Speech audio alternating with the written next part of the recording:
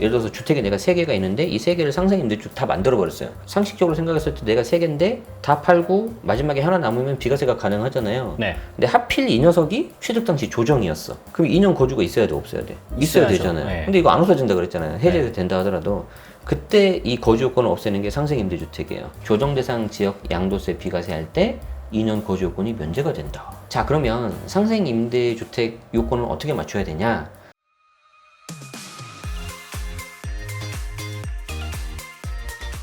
네, 안녕하십니까. 제네시스박의 세금 지우개. 오늘도 유익한 세금 정보 가지고 왔는데 오늘 정말 꿀팁 가지고 왔습니다, 대표님. 네네. 이거는 정말 좋은 내용입니다. 네, 저희가 주택을 팔 때 비과세 혜택을 다들 보고 싶어 하잖아요. 그런데 네. 조정 지역에서는 이 비과세를 받기가 참 어렵다. 네. 이렇게 익히들 알고 있는데 왜 그러냐면 네. 내가 취득했을 당시에 조정 대상 지역이다. 그러면 이제 대표적인 규제 지역이거든요. 네. 그러면 이제 비과세라는 혜택을 받기 위해서 반드시 뭐가 들어가냐면 2년 거주 요건이 들어가요. 네. 뭐 예를 들어서 내가 처음부터 실거주 하겠다. 내가 거주했다. 그러면 상관이 없는데 네. 특히 이제 작년 그리고 올해 초에 지금도 마찬가지긴 한데 그 풀팽님의 대출력 영상에서도 한번 이렇게 조회수가 쫙 올라갔었던 생애 최초 있죠. 네. 그렇게 해서 일단 내가 좀 좋은 곳에 이왕이면 세를 끼고 좀 사두겠다 하시는 분들 계세요. 네. 그럼 예를 들어서 제가 단순하게 하기위해서 좀 말씀드릴게요.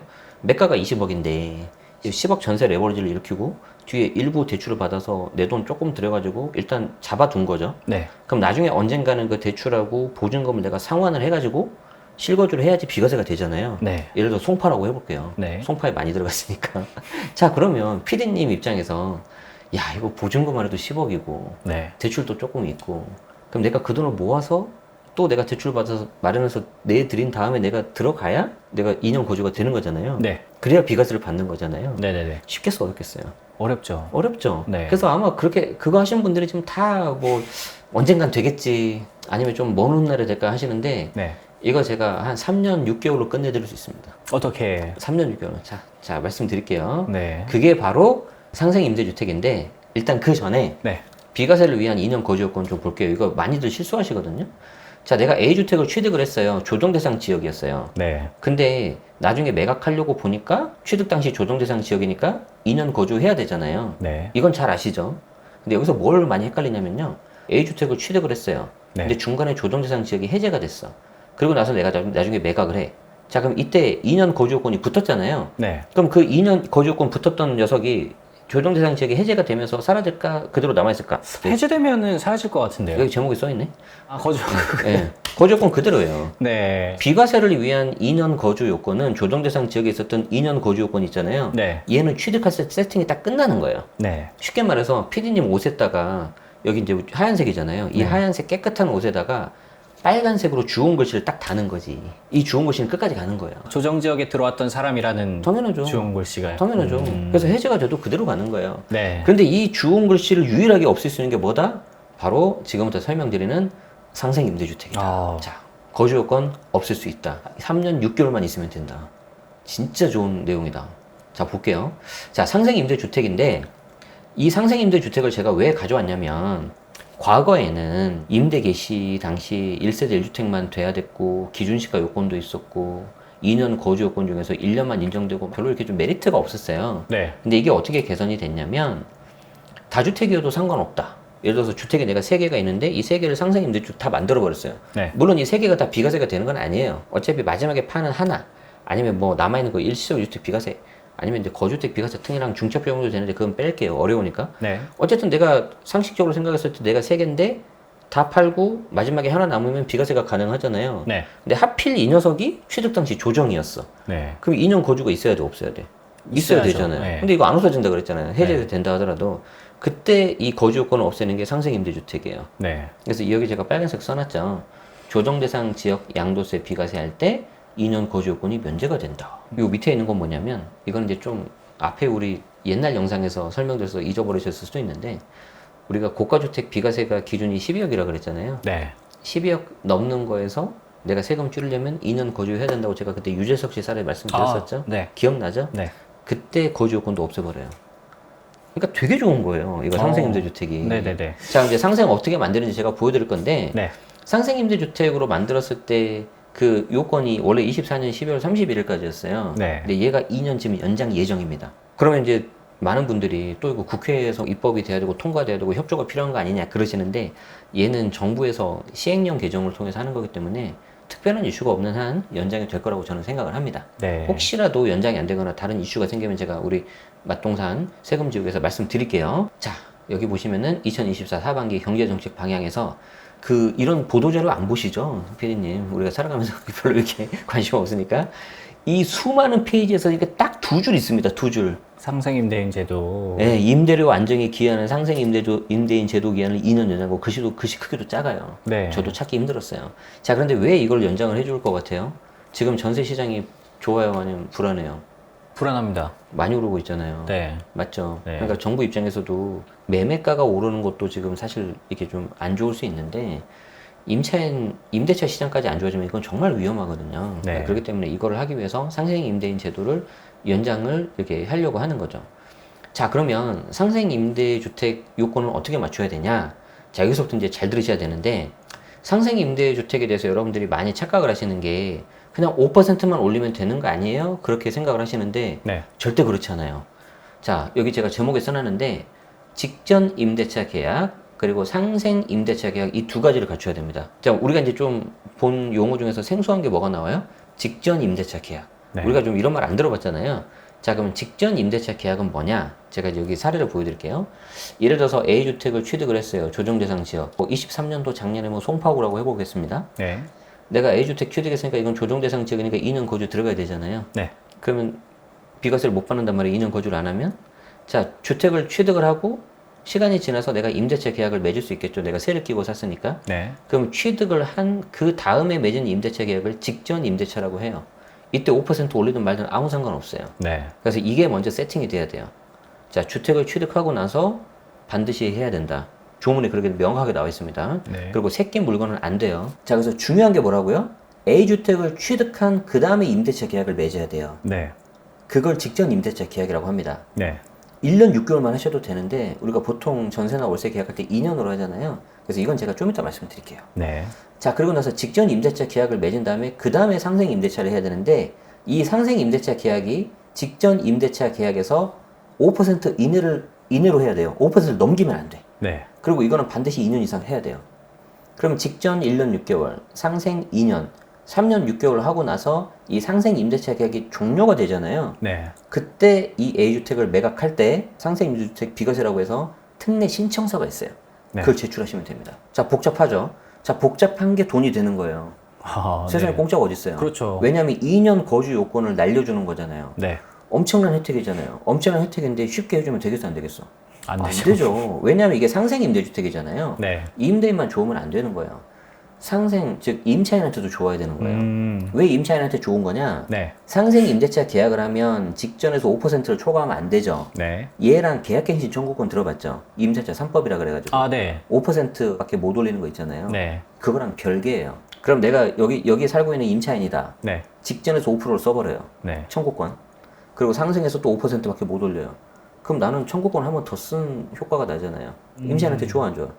좋네요. 엄청 좋은 거예요. 그럼 내가 6년 네. 정도를 내가 안정적으로 살 수가 있는 거예요. 그렇죠, 그렇죠. 네. 이 정도는 돼야 내가 임대인한테 혜택을 주겠다는 거예요. 아. 우리가 지금 현재 임대주택으로 등록을 하면 의무임대 기간이 10년이거든요. 네. 근데 요걸 쓰면은 6년 정도는 좀 안정적으로 거주할 수가 있어요, 임차인이. 네. 그러면 거의 임대주택 등록한 효과가 좀 나는 거죠. 네네. 저는 그렇게 해석을 해요. 자, 그런데 이게 다가 아니고 여기서부터 이제 엄청 복잡한 것들이 나옵니다. 특히 제일 복잡한 게 뭔지 알아요? 직전 임대차 계약이에요. 자, 이게 왜 어려운지 제가 이제 설명을 드릴게요. 자, 여기서부터는 좀 사례가 들어가기 때문에 여러분들이 굉장히 집중해서 잘 보셔야 돼요. 자, 갑이 매도자고요.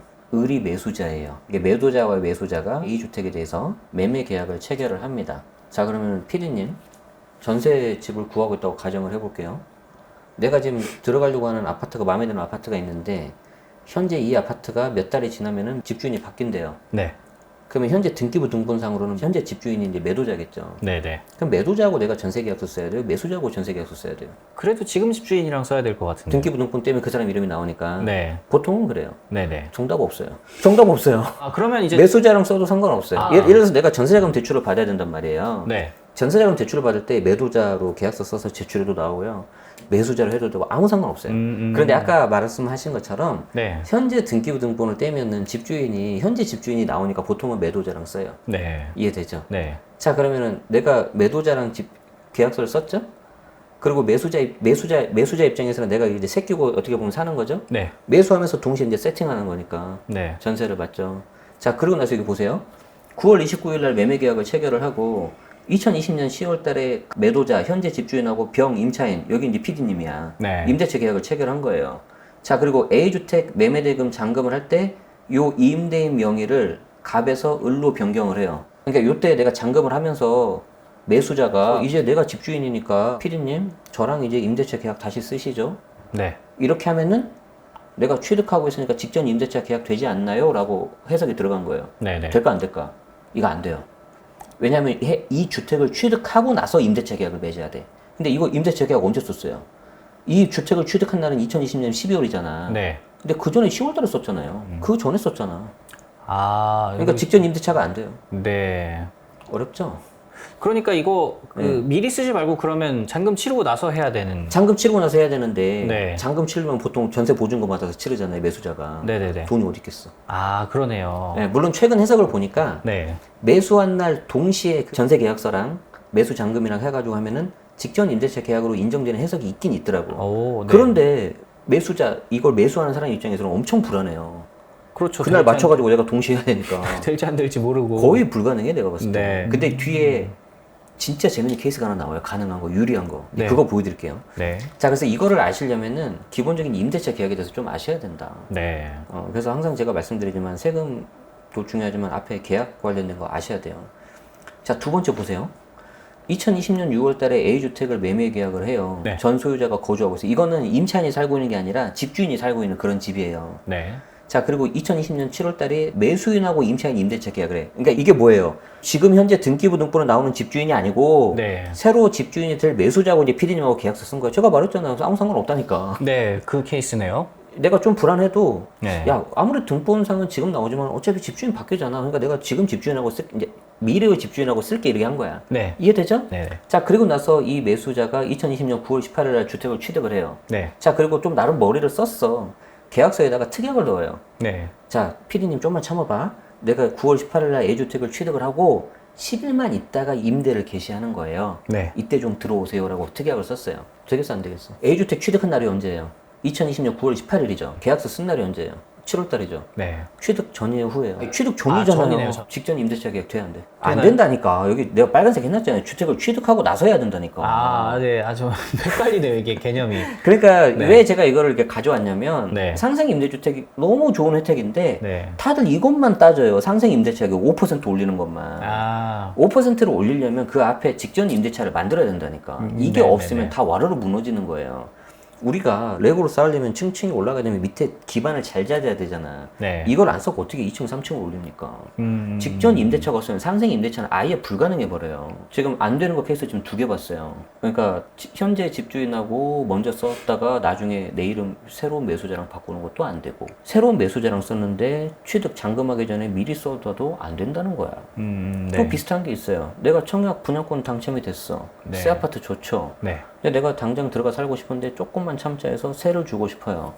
해보신 분들은 다 아시겠지만 입주장이라 그래서 이거 전세 잡기 엄청 힘들거든요. 네. 이 A주택 분양권이 이제 완공이 되는 날짜가 2022년 11월이잖아요. 네. 그럼 이때 내가 전세를 맞춰야 되잖아요. 그리고 전세 받는 그 돈을 보태야지 내가 잔금을 치르잖아. 네네. 그 전부터 한 6개월 전부터 난리예요. 이 세입자 구하려고. 아, 네. 그래서 이럴 때 전략적으로 들어가시는 분들도 있어요. 전세 금액이 싸니까. 아, 이해되세요?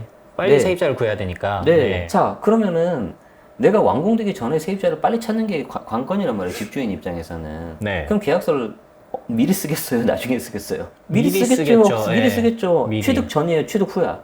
전. 취득 전이잖아. 네. 직전 임대차 돼? 안 돼? 안 되네요. 안 되죠. 아. 안 되죠. 자, 네 번째 케이스. 이게 굉장히 재미있는 케이스예요. 네. 얘는 직전이 돼. 뭔지 알아요? A주택을 취득 계약을 하는데 조건이 네. 뭐냐면 새로운 임차인을 맡는 게 아니고 지금 살고 있는 매도인 있죠. 네. 그 매도인 집주인을 임차인으로 거주하는 조건으로 하는 거예요. 이걸 흔히 말해서 뭐라고 하냐면 주인전세라고 해요. 주인전세. 뭐 이런 게 있나요? 당연히 있죠. 자, 예를 들어서 내가 네. 잘 봐요. 지금 현재 집이 10억이에요. 네. 근데 이 사람이 5억에 샀어. 네. 5억이나 올랐죠. 많이 올랐죠. 네. 이제 더 이상 안 오른다고 판단하는 거죠. 그런 사람이 있겠어 없겠어요? 있겠죠. 있어요. 2017, 2018년에 그때 엄청 많았어요. 네. 엄청 많았다고. 네네네. 그래서 야, 이 정도면 됐다. 이 정도면 됐으니까 내가 판다. 대신에 나는 이 집에서 계속 살고 싶으니까 곧바로 내가 팔면서 내가 전세로 살게. 아. 그러니까 나름 굉장히 머리를 쓴 거야. 이제 상승 여력이 없으니까 네. 상승은 하지 않고 나는 안전한 전세 보증금으로 돌려서 리스크를 해칭하겠다. 네. 이제 그랬는데 막 20억까지 가버리지 그런 집들이. 아, 그러면 진짜 미쳐버려요. 미쳐버리고. 물론 반대로 떨어지는 경우도 있어요. 물론 어쨌든 이제 다시 돌아와서 이거는 본인이 선택을 하는 거기 때문에 전세로 살아서 집값이 떨어질 수도 있어요. 근데 오를 수도 있는 거죠. 자, 그래서 이런 거를 이제 하기 때문에 이제 주인 네. 전세가 가끔 나와요. 그럼 이제 매수인 입장에서는 좀 편하거든요. 네. 왜냐면 새로운 세입자를 안 구하고 곧바로 세팅이 돼버리니까. 네. 자, 그런데 이걸 어떻게 했다? A주택을 취득하면서 잔금을 치르면서 동시에 그날 임대차 계약서를 쓰는 거예요. 이거는 할 수 있겠지. 네. 아까는 새로운 세입자를 미리 구해야 되지만 네. 이 경우에는 동시에 발생하면은 직전 임대차로 인정을 해줍니다. 아, 이게 같은 날에만 하면 시간과 네. 상관없이 동시로 인정돼요. 이거는 유리하게 좀 해줘. 이거는 해석이 필요한 부분인데 다행히 네. 우리한테 유리하게 해석이 나왔다. 자, 그러면 이분은 처음부터 딱 직전 임대차를 세팅을 했기 때문에 1년 6개월만 직전 임대차로 계약을 하고요. 예. 그 다음에 갱신할 때 5%만 올리면 상생 임대 주택 요건을 갖출 수 있는 거죠. 네. 그리고 여기 거주하시는 분은 다시 청구권을 또 쓸 수가 있는 거예요. 물론 청구권하고 상생을 같이 쓰는 경우도 있어요. 몰라서. 네. 임차인 입장에서는 엄청 억울하지. 임대인 입장에서는 약간 유리하고. 아, 그렇겠네요. 그런데 뭐 그게 다는 아니에요. 청구권을 쓰면 내가 통보만 하면 3개월 안에 나갈 수가 있거든. 이제 좀 복잡하죠. 아, 그래서 계약에 대한 내용을 잘 아셔야 돼요. 주택임대차 보호법까지 다 알아야 돼요. 네. 언제 기회가 되면 제가 좀 해드릴게요. 오늘 다시는 상생임대니까. 그래서 상생임대차 관련해서 직전 임대차 계약할 때 주의사항은 이렇게 4가지가 있는데 네. 그럼 이제 여러분들이 궁금한 게 이거잖아요. 야, 그럼 좋은 거 알겠는데 지금도 가능하냐? 24년 7월 달에 주택을 증여 혹은 그냥 일반 매매로 취득했다고도 할게요. 네. 자, 취득을 했는데 다행히 요 내가 새끼 물건을 사면은 요 취득하는 7월 달 이때는 직전 임대차 계약 인정이 안 되잖아요. 네. 우리 앞에서 봤잖아. 네네네. 왜냐하면 새끼 물건이라는 거는 현재 집 그 전에 매도자 그 전에 임대차 계약을 썼으니까. 네. 자, 근데 다행히 1개월 있다가 만료가 됐네. 그래서 나랑 임대차 계약을 다시 쓰네. 네. 그럼 이때 임차인은 신규 임차인으로 상관없고 기존에 있던 임차인도 상관없어요. 그러면 다행히 내가 주택을 취득하고 나서 그 다음에 계약을 맺은 거잖아요. 자, 그럼 여기서 내가 주택을 취득하고 나서 임대차 계약 맺었으니까 이건 직전 임대차 계약 해당되죠? 자, 그리고 그냥 1년 6개월만 하면 되는데 그냥 제가 2년이라고 할게요. 네. 2년 지나서 다시 26년 8월 달에 5%만 올려서 임대차 계약을 맺으면 이건 상생 임대차 계약 요건을 만들어 버려요. 자, 그러면 임차인 입장에서는 청구권이 안 썼다면 한 번 더 청구권 쓸 수 있어 없어요? 쓸 수 있어요. 쓸 수 있어요. 네. 쓸 수 있어요. 그럼 임차인 입장에서는 꽤 오랜 시간을 안정적으로 살 수 있는 거죠. 네. 다만 임대인은 어떻게 해야 되냐? 상생 임대차 계약이 26년 8월에 시작을 했으니까 이게 28년 8월에 끝나겠죠. 끝나고 나서 매각을 해야 돼요. 중간에 팔면 안 돼요. 왜냐하면 그래야지 임차인 그 임대차 기간 보호를 해주니까. 네네네. 그렇게 해서 팔면 거주 없이 비과세 가능하다. 제가 이걸 왜 만드는지 아시겠죠? 지금도 늦지 않았다는 거예요. 아, 네네. 왜? 상생 임대차 계약이 원래는 24년 12월까지였어. 네. 근데 26년 12월까지 이제 연장이 될 예정이라니까요. 네. 딱 들어왔잖아요, 지금. 할 수 있어요. 그리고 네. 작년에 많이 들어가셨던 분들, 작년에 조정대상 지역, 제가 어딘지 다 알아요. 예, 거기 들어가셨던 분들, 이거 쓰세요. 이거 쓰면 비과세 받고 털 수 있어요. 그래서 지금도 활용 가능하냐? 가능하다. 조정대상 지역 새끼고 매수한 경우. 왜 조정대상 지역으로 제가 콕 집었냐면, 우리 세금지역에서 여러 번 말씀드렸잖아요. 지금 똘똘한 한채 현상이 계속 가고 있다고. 네. 안타깝게도 부동산 규제 정책이 지금 이렇게 만들어버린 거라고. 네네네. 그러니까 여러분들이 여력 되시면 그냥 이거 해버리는 거죠. 자, 그 다음 부모가 조정대상 지역 2개를 갖고 있네. 근데 보유세가 많이 나올 것 같으니까 하나를 처분하고 싶어요. 네. 근데 아까워요, 처분하기에. 왜냐면 수요가 몰리니까. 네. 누구한테 주고 싶겠어요? 사랑하는 자녀한테 주고 싶겠죠. 네. 어떻게 주겠어요? 증여, 부담부증여, 특수관계자 저가양수도 우리 살펴봤잖아요. 네. 물론 아직 저가양수도 안 봤지만. 네. 그래서 증여 등으로 넘겨서 이거 상생 또 만들 수 있어요. 아까 이 방법 똑같이 쓰시면 돼요. 7월 달에 증여하면 돼요. 자, 그럼 여기서 이제 제가 재밌는 거 말씀드릴게요. 이건 제가 네. 이걸 안 썼는데, 증여를 받으면 증여받은 자녀가 증여세하고 취득세 내야 되죠. 네. 부모가 내는 게 아니라 그랬죠. 자녀가 증여세하고 취득세를 내야 되는데 자금 있어 없어요? 없죠. 없을 수 있죠. 네. 그럼 이제 대출을 받거나 아니면 부모한테 차용증을 쓰고 빌려요. 일단 그래서 세금을 내요. 네. 자, 그리고 나서 저 집을 실거주하는 하는 게 아니라 곧바로 전세를 맞춰버려요. 그럼 내가 취득하고 난 다음에 전세 임대차 계약 쓴 거죠? 네. 직전 임대차 돼, 안 돼? 되네요. 되죠? 네. 직전이 되는데 좋은 게 뭐예요? 전세 보증금 들어오죠? 네. 그 돈으로 내가 빌린 거 털면 되잖아요. 맞죠? 네. 그렇게 하고 나서 2년 지나서 5%만 올리면 되겠죠? 네. 왜냐면 내가 이거 많이 올려봤자 또 돌려줘야 되는 보증금이잖아. 요즘에 네네. 전세 사기도 문제인데 네. 너무 많이 올려받을 필요 없어요. 내가 감당하는 수준에서만 해야 되는 거야. 임차인한테 피해 주면 안 되니까. 네. 그렇게 하고 나서 2년 지나면 비과세 돼버려요. 조정 지역에서도 당연하죠. 네. 제가 그래서 이 방법을 계속 쓰라고 작년부터 엄청 많이 말씀드렸는데 이번에 네. 연장이 됐다. 자, 그리고 세 번째 활용 가능한 경우는 이런 게 있었어? 처음 보신 분들. 네. 왜냐하면 본인 거가 이게 되는지 안 되는지도 모르고 넘어가는 케이스가 많단 말이에요. 아. 이거는 요건을 갖추면은 과세당국에서 막 세밀하게 봐가지고 따지고 해주는 게 아니고요. 내가 제출을 해야 돼요. 네. 해주세요라고. 그래서 제가 특례 적용 신청서가 있어요. 그래서 그 신청서에 있는 거를 이렇게 작성을 해가지고 여기 상생 임대차 계약이 끝나고 나서 네. 요 내용대로 제출을 하면 되는데 네. 이때 직전 임대차 계약, 상생 임대차 계약 이거를 사본을 첨부하게 돼 있습니다. 이게 뭐 계약서가 따로 있는 게 아니에요. 네. 그래서 요게 직전 임대차 계약에 해당이 되고 요거는 상생에 해당이 된다. 네. 그러면은 언제 계약이 됐는지, 취득하고 나서 됐는지, 직전 대비 5% 이내로 했는지. 그리고 또 오해하는 게 뭐냐면 5%를 초과해서 넘기지 말라는 거지 네. 무조건 5%를 올리라는 게 아니에요.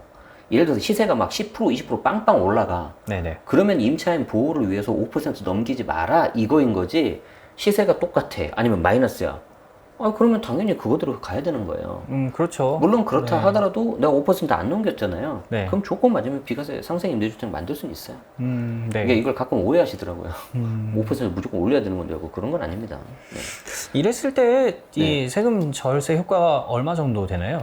예를 들어서 내가 5억에서 10억 됐는데 네. 5억이 올랐잖아요. 네네. 물론 이제 너무 단기간에 급등한 거라서 좀 약간 비현실적인 거긴 한데 그냥 비과세 아니라 세금 몽땅 내잖아요. 한 1억 6, 7천 정도 나옵니다. 비과세 되면 한 푼도 안 나옵니다.